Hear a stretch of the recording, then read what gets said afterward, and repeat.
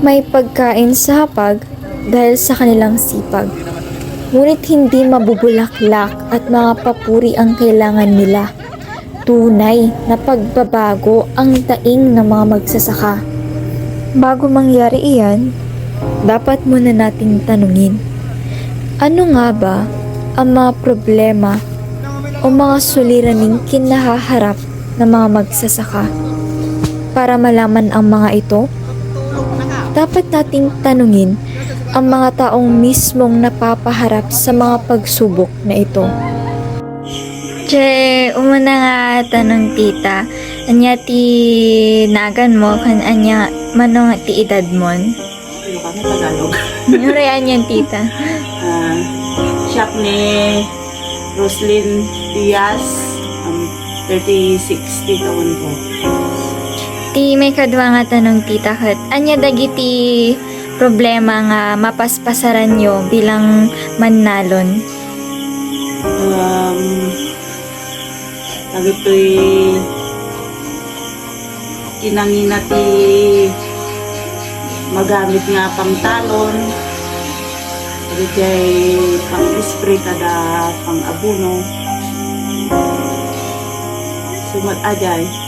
Ang tita. Yun jay maudi nga tanong tita.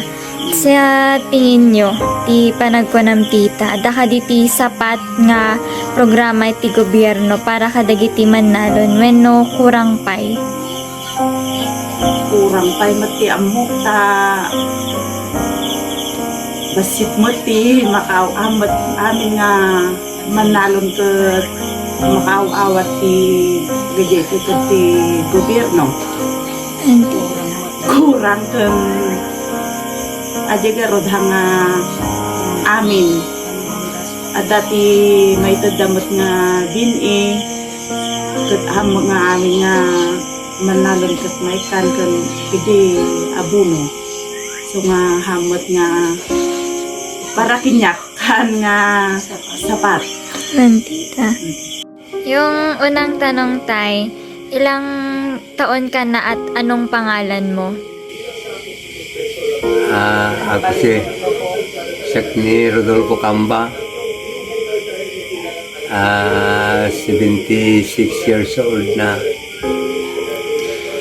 Bilang magsasaka tay, ano yung mga problema na kinaharap nyo?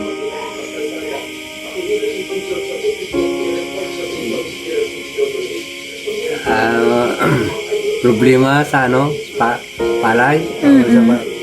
Sa pagsasaka? Pagtatanim. Oo, tay. Problema dito, minsan kasi pag during the second crop, awan ti pagalan, awan ti source ti danom. Kun narikat kag mula tinatang ta awan ti danom nga do. Yun lang. Tay. Sa tingin nyo, may sapat bang tulong o programa ang gobyerno para matulungan yung mga magsasaka o kulang pa? O sa ngayon, nararamdaman din namin kaya lang kulang pa at saka wala sa timing yung ibang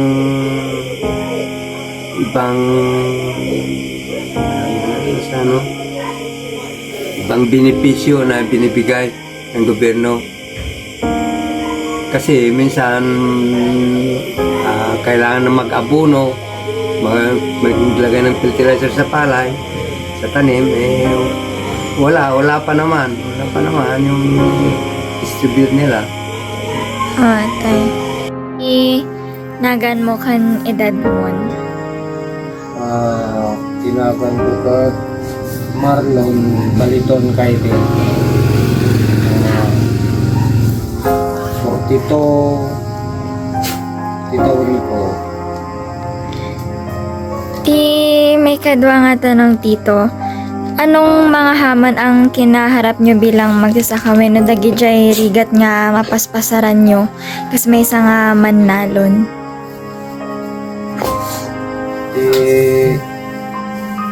Narigat tagtalon kung may isa basik ti apit nalakapay ti irek kadagito yung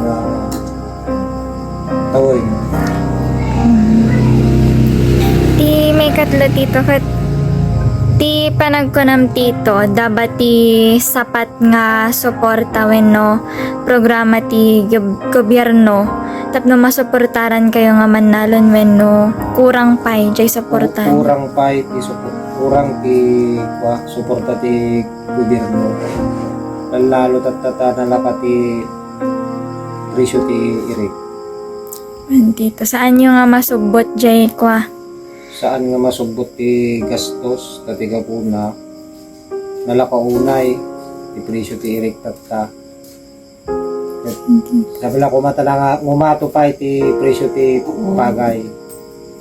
Ano makabawi kami naman nalong. Taong 2024 at 2025, tinagurian ang bansang Pilipinas bilang leading rice importer globally. Ito ay matapos mag-angkat ng 5.4 million metric tons ng bigas ang bansa. May nagtatangit dapat timbangan may tanong timbangan balot